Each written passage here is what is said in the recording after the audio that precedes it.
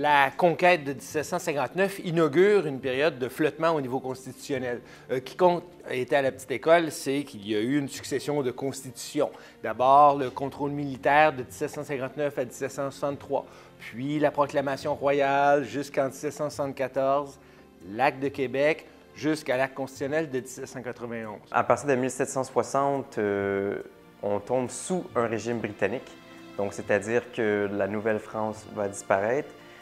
C'est ce qu'on assiste un peu, ce que les historiens appellent la décapitation de la société, étant donné que toute la bureaucratie, l'administration et, en ma grande majorité, la noblesse française et canadienne, donc du territoire, vont quitter la Nouvelle-France pour se retourner en France directement.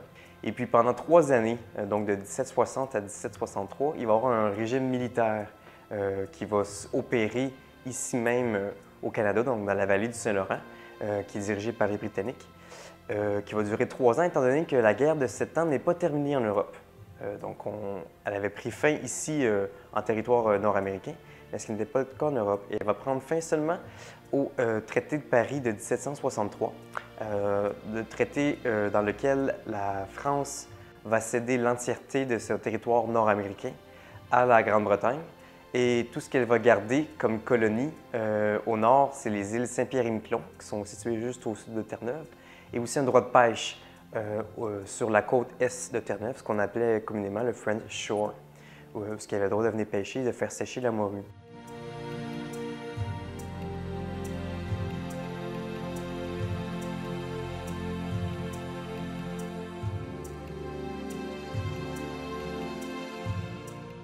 Et sous la première constitution que le régime britannique va implanter au Canada, c'est la proclamation royale en 1763.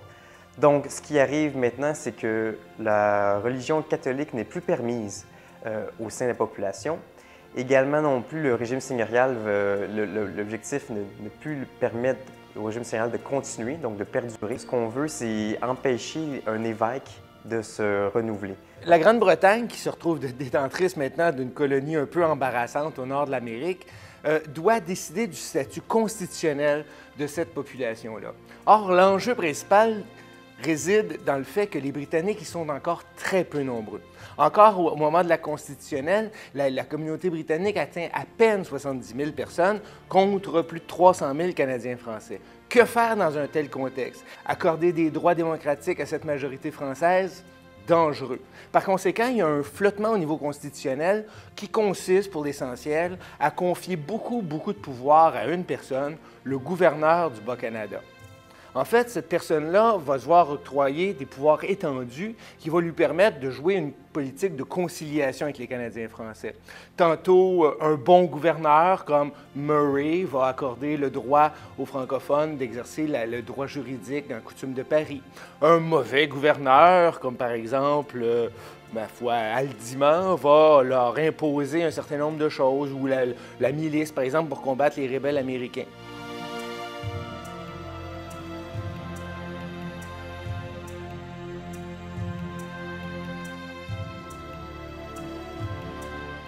Pour pouvoir travailler dans l'administration britannique, au niveau du système politique, ils devaient prêter serment d'allégeance au roi d'Angleterre et renier en même temps leur religion et aussi renier le roi de France. Ce qu'on peut vraiment, l'objectif clair, net et précis, c'est d'assimiler la population à moyen terme et à long terme pour qu'ils deviennent de véritables sujets britanniques avec la religion protestante et également la langue anglaise. Et puis, à cette époque-là, la vallée du Saint-Laurent devient ce qu'on appelle Province of Quebec. Et c'était une simple partie de terre sur le territoire qui englobait la vallée du Saint-Laurent. Et ceci va durer pendant une dizaine d'années.